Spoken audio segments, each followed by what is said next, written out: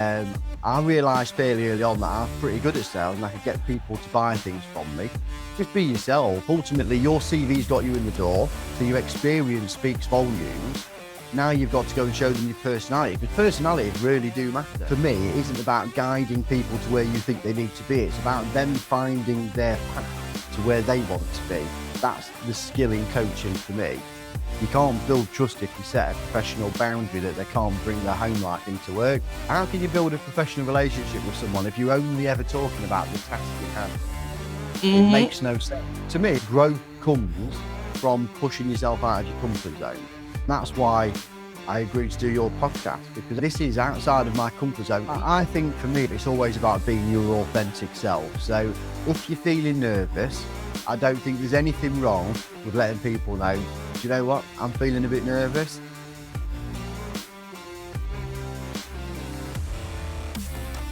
Hi everyone, welcome to WFM Unfiltered. I'm your host Irina, and I hope you had a fantastic weekend and you're very well rested because I have a great guest today for you.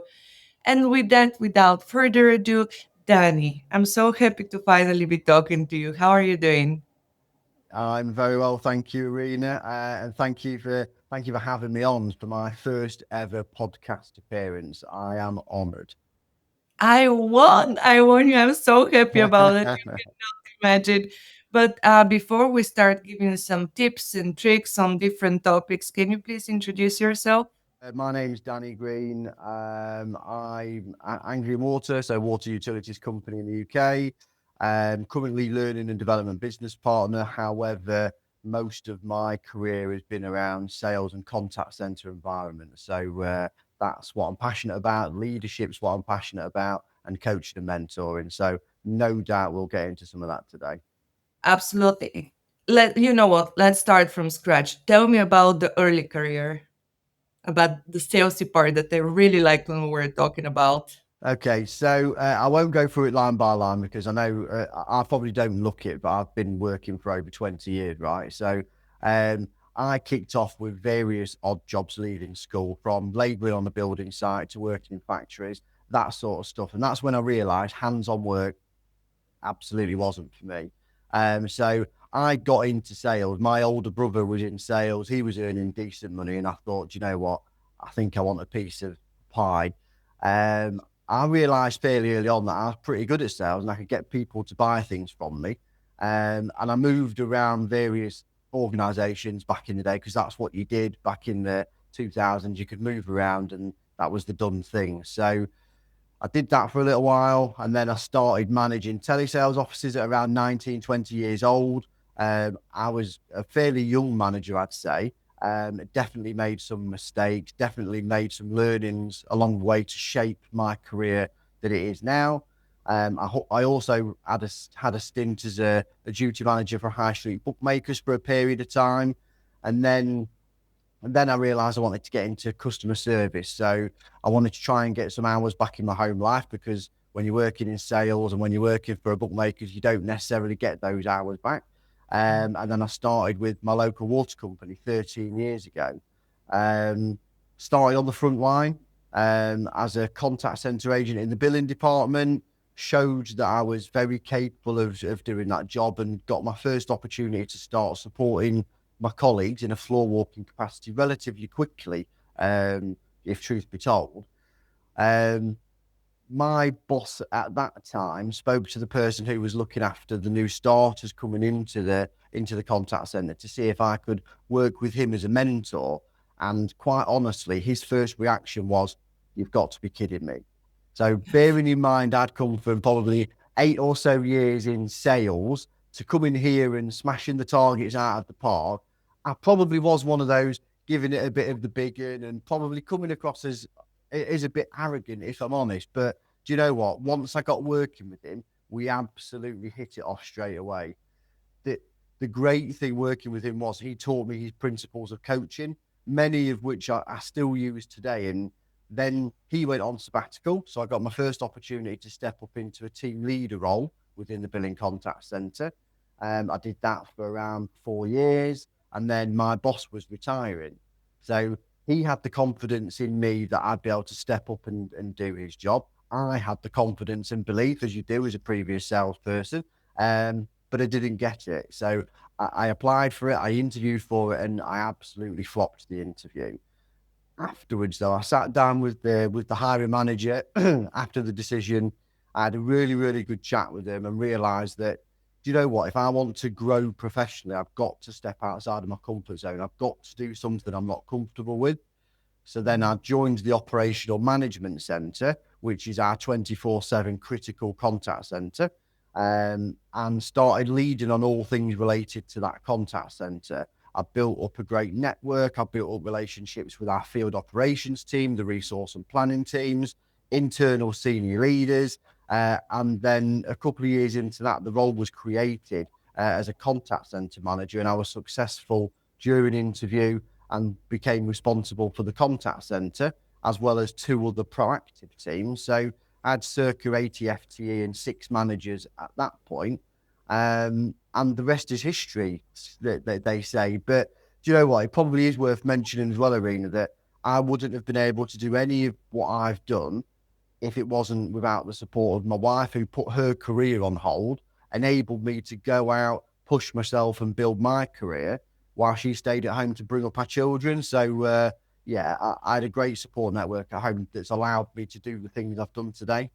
I think at this point I don't know what to say. First of all, thank you for getting us on your journey. But second of all, I don't think ever anyone has given a public shout out on the show for their significant other. So, wow.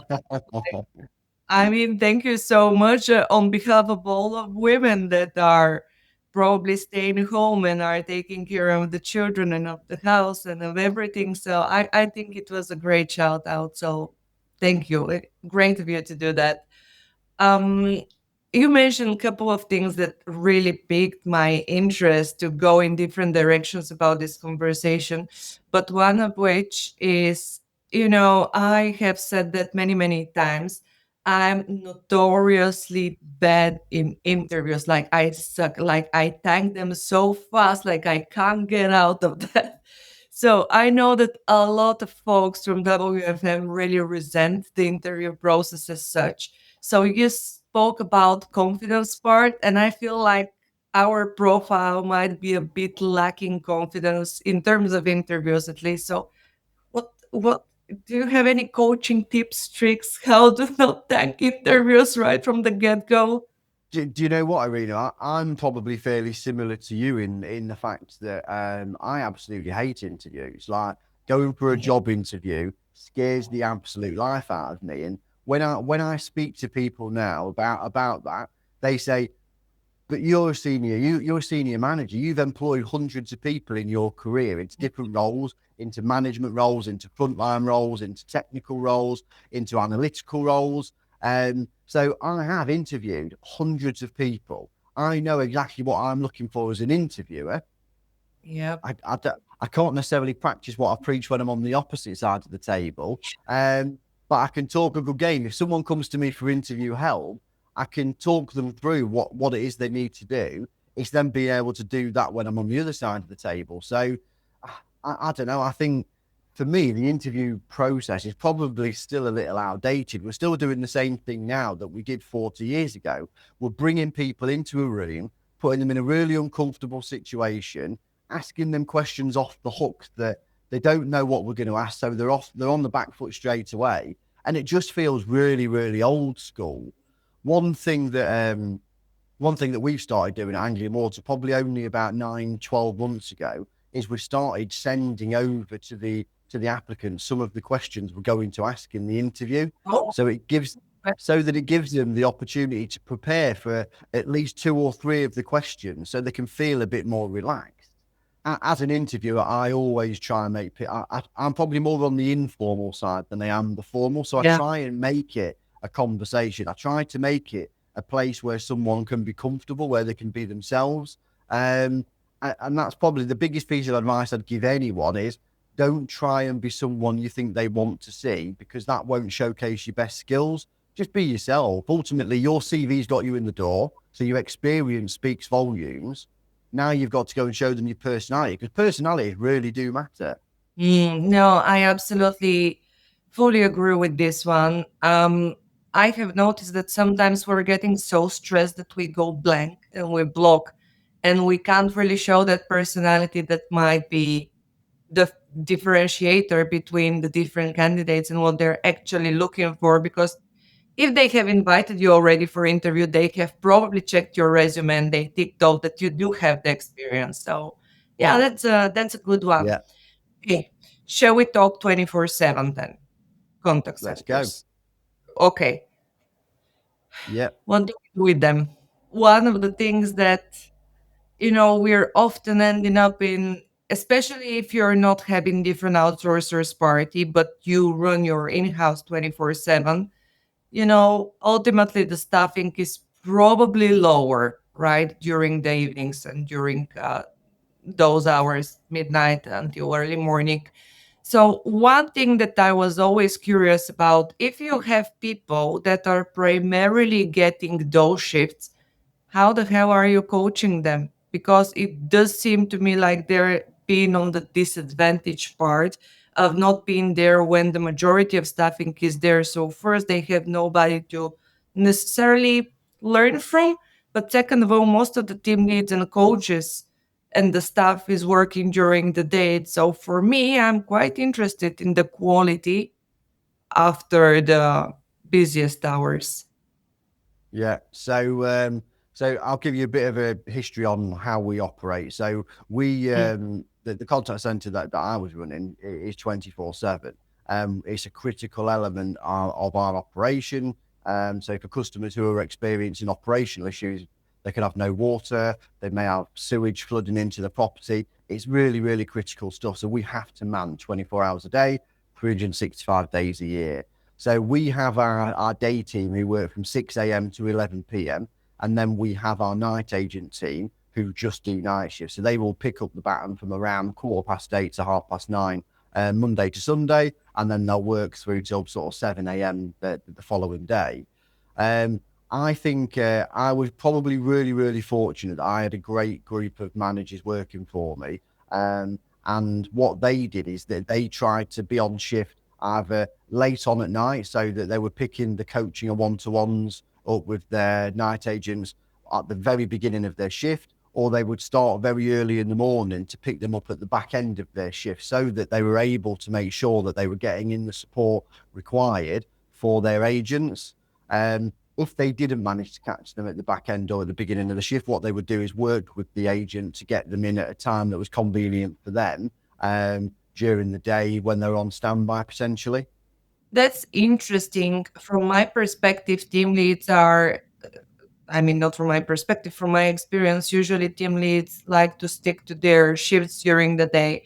And more often, they would be asking the agents or the advisors to come earlier, which can kind of mess up our staffing because, we need them in the evening for a certain reasons. If you ask them to come Yeah, earlier, then you have to compensate their hours from when we need them to actually be at work. But you yeah. said something about coaching tips in the beginning of our conversation that you're still using. I We can't go without giving us a little bit of that. So I think for me, when I was coaching pre-Anglian water, when I was coaching salespeople, I was probably I wasn't listening to understand. What I was doing is listening to answer. So they were talking to me, but I already had the answer in the back of my head because I knew what I wanted salespeople to do. I needed them to sell. So ultimately, I knew everything. I was the expert. So when I was coaching, it was more about what I could tell them, what I could get them to do. When I started working with my account with the team leader, when I started here around coaching, he really taught me the skill of active listening. So the skill of actually listening to what's going on in the conversation between the agent and between the customer, this asking really great open questions to the person that you're coaching, but then listening to their answer and working with them to make sure that you're getting them to a place where they're comfortable, because it isn't about, for me, it isn't about guiding people to where you think they need to be. It's about them finding their path to where they want to be. That's the skill in coaching for me. If I'm understanding you correctly, when let's say that you are asking a question in terms to check someone's knowledge, right? You're already going from the position, I know the answer, I'm just waiting for you to tell me that answer and to evaluate you based on that. But if you start focusing on their thought process and how they're actually, what is behind their answer, then you can adapt your coaching strategy. Oh, that's really cool one. It's Absolutely. really I think it's really easy just to ask questions to get people to where you want them to be. That's really easy, but that won't change behavior. You have to understand what process is behind the reason that they've said what they've said. If you can get to that, that's coaching on a completely different level. That's helping them understand how they improve rather than telling them how they can improve. But isn't that the same thing that applies to interview process? Basically, this is why we think a lot of us fail because the interviewer, the recruiter already comes with, oh, if I hear that word and if I hear that answer, that's a tick. So this candidate is proceeding to the next level. But if they focus and they start understanding, okay, they actually know their stuff, but they're stressed as right now on the conversation, then it's a completely different ballgame. Absolutely. And do you know what, Irina? What I then started doing as an interviewer is I put my coach hat on. So actually, what I was doing is asking the question, giving some context, listening to what they had to say, and then asking more questions. So digging deeper to understand actually you're giving me some really great information here, but I know there's more that you can give me. So then I start prompting to get more out of them. That opens up a different conversation. That opens up another level of confidence because they're talking. They know they're getting some great stuff out. So it makes them actually settle down. The nerves start to dissipate a little bit. Oh, that's a great one. Now you have to tell me more. Now you get me hooked on. Give me more tips. Which tips do you want? Interviewing or No, not the interviewing one, the coaching ones. Because tell you what, one thing that we're really missing on in WFM teams is that we don't get trained soft skills. We basically, if we do get any sort of training, we'll be training on the tasks as such. So we're missing on all of the goodies that trainers and coaches and agents are getting. So any kind of tips and advice that you can provide me is something that we can apply to our teams because we're not getting any. Absolutely. I think for me, it's understanding what the individual wants to get out of the session before you even begin. Because again, I could go in there thinking this person needs to enhance X, Y, or Z, but actually, if they don't want to enhance that and they have a different goal, then you'll switch them off straight away if you're focusing on something they don't want to focus on. So for me, kicking off every session with, so what is it you want to get out of today? And how can I help you get there? So it's finding out from them what they want to achieve and then how you can help them. And then just some great, really great open questions to start opening up that conversation and digging deeper to understand. So what is it behind that goal? Why do they think they need to enhance on that element of their work? How would that apply to, let's say, monthly one-to-ones and scorecards and those type of evaluation sessions? Because usually from those evaluations, you do have to provide feedback on performance, right? This is where you stand. Where do you think you stand? How can we get you across the board and so on? But how do you set it up in the best way for the person? So I think they're two different things for me. So the one-to-one conversation and the coaching were always separate. So I always had monthly one-to-ones where we discussed the performance, we just discussed how they were doing, we discussed them as a person. So how are you really doing as a person, not just an employee? Because one of the biggest things for me to get people on board was building that level of trust with them.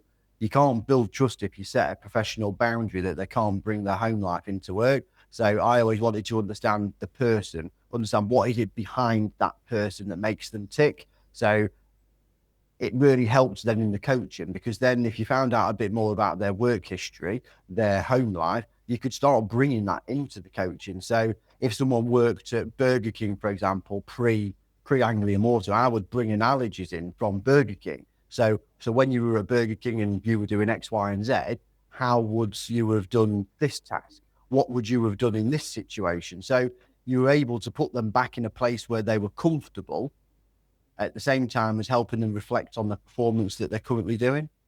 It's just so interesting because do you know what happened to me? I've been in a situation where my manager was completely forbidding me to speak with people about anything outside of tasks, like nothing personal, no references. And I was like, how do I connect to people? Like I just sit and stare at them and look like I don't know what.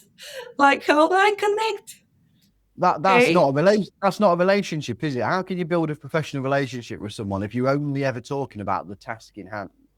It Hmm. makes no sense. To me, it makes no sense because you have to understand someone to be able to build the trust that you absolutely need when you're working with someone, and to be able to coach effectively, you have to understand what makes that person tick to a degree. Not you don't have to be fully in, but you need to understand the individual.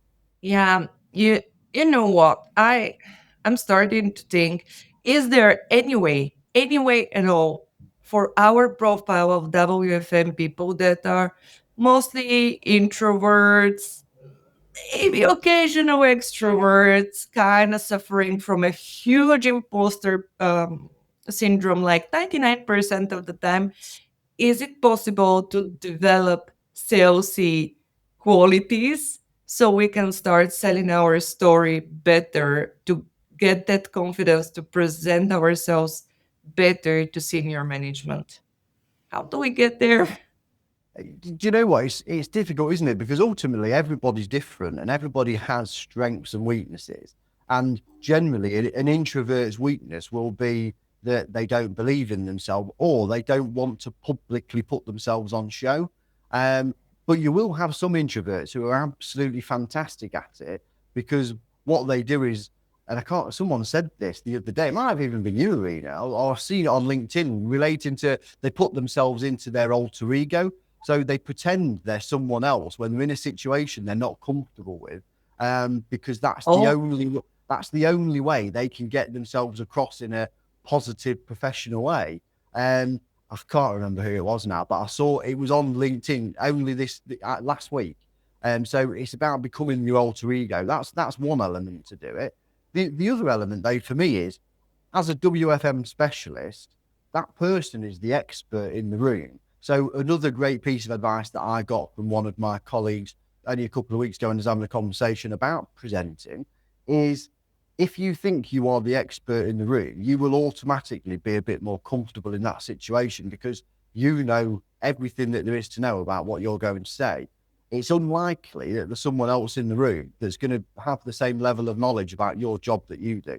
okay, so I think that explains those insecurities that we're sometimes feeling when we're going to present our story, is because we start to stress, what if I can't reply to this question? What if I can't reply to this question? What if I don't know that information?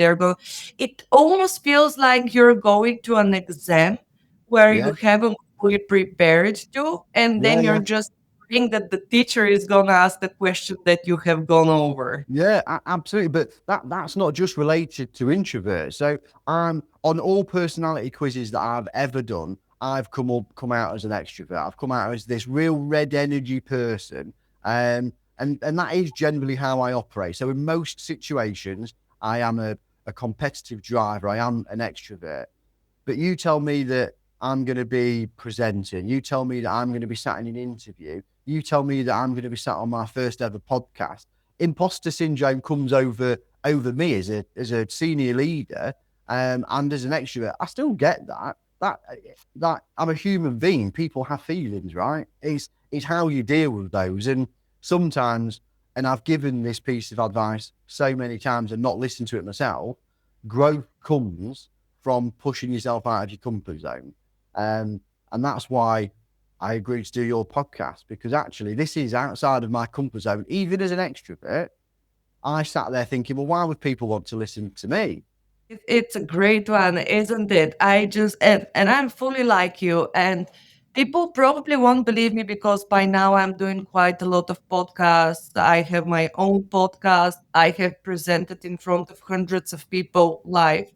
And every single time I'm like sweating, like shivering, thinking, oh my God, like they are gonna see it from me and they'll think I'm stupid. And I'm gonna forget any single word of English that I know in my head. And I'm just gonna stand there staring at them and walk out.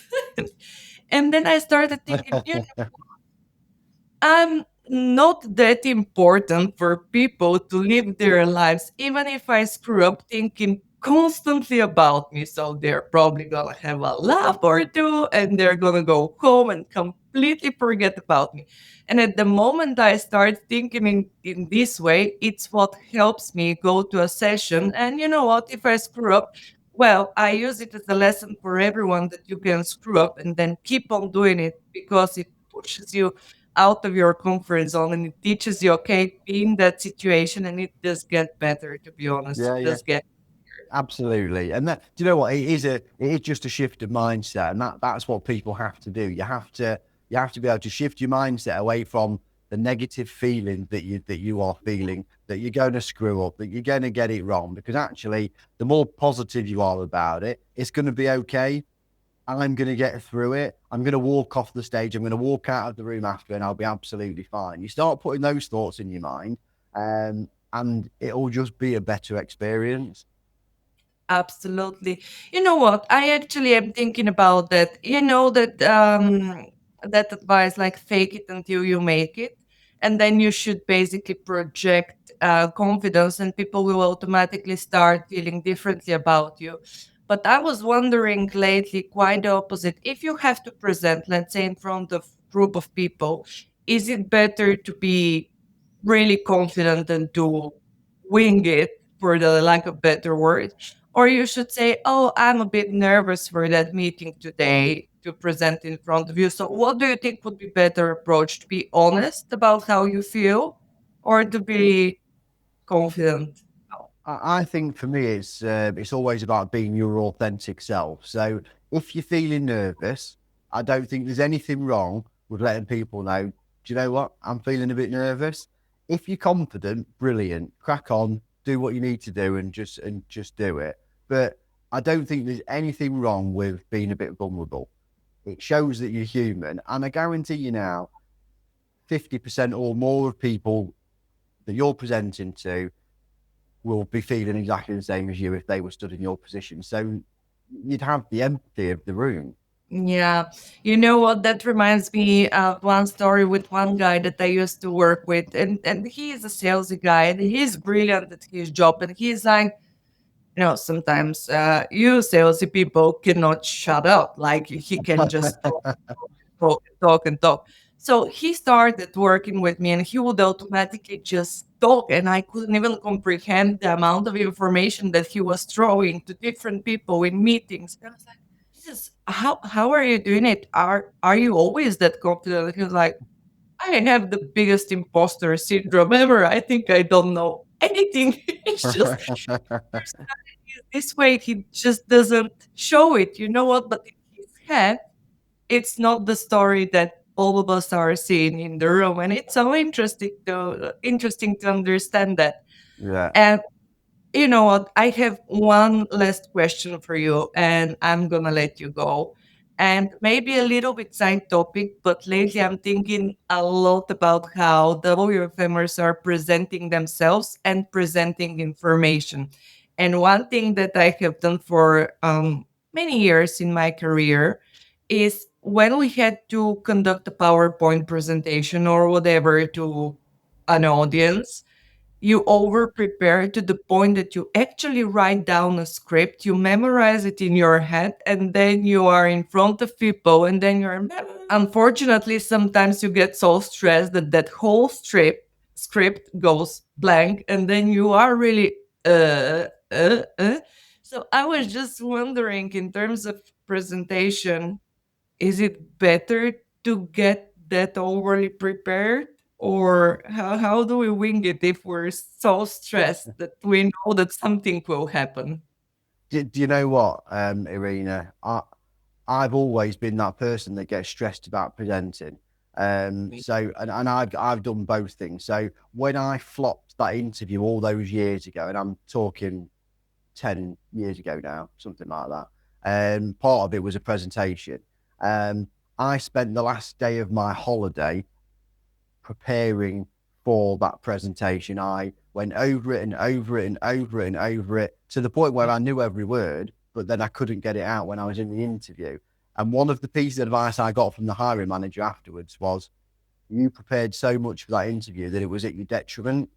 So actually, knowing the topics that you're going to present, having some cue cards with bullet points on of information, and not presenting too much on the slide is, for me, the best way forward. So you have some key information on the slide, you've got more on your cue cards, go from there. That would just be my personal view, because the more information you put on your slide, the more information people are looking at and likely to question you about, but also it's more information that you've got to talk through. If you have less information and you skip a little bit of your pitch or whatever it is, it doesn't matter because no one's expecting you to say it anyway. That's a good one. Yeah, I'm always looking from the same perspective that I used to put highlights on my presentations, but I would write down my story, like complete story, as if I'm talking to you, it would be scripted. And I Yeah. would be getting showers and going through that same story. I would be going to the meeting, getting through the story. And then at the moment I have to present, it's like, good morning, and I have nothing because I get so Yeah. stressed. I feel like it's a lot of people, especially in WFM, it's something that we actually don't talk about. And we see some people presenting, and we're like, how the hell are they doing it? They're so brilliant. And those same people are like, I'm sweating, like my blood pressure is up. I need to lay Yeah. down now, otherwise I'm going to faint. So, what I started doing is, again, understanding that I'm that vulnerable person having imposter syndrome, and it's possible that I might make mistakes or two, which I'm gonna address. But ultimately, nobody's gonna spend their entire life thinking about my one screw up, have there be Yeah. any on a presentation. And then you prepare to the most of your abilities, and ultimately, whatever happens. Yeah. Absolutely. So, thank you so much, Danny, for this conversation and for all of these tips. As I said, I'm always looking for information and how can we better ourselves, because in WFM, it's like we're on our own. So when we are exposed to leaders like you, it can make a whole lot of difference. So thank you so much for this conversation. No worries. Thank you for having me. I've enjoyed it. Thank you. And chat soon. And for everyone listening to us, stay tuned for the next one. Bye bye. Thanks, Irina. Thanks for joining us today. I'm your host, Irina Mateva, founder of Right WFM, where we believe that every business and its people are unique and deserve the right solution to their challenges. If you need support with workforce management, we're just a message away. Get in touch at irina@rightwfm.com or info@rightwfm.com. If you like the content and would like to support the show, please subscribe to WFM Unfiltered on your favorite podcast platform, leave a review, and follow me on LinkedIn. You can also show some love to our great sponsors. For more information about them, check out the episode notes. This is your place for real WFM, so to suggest guests or topics, get in touch at irina@rightwfm.com. See ya!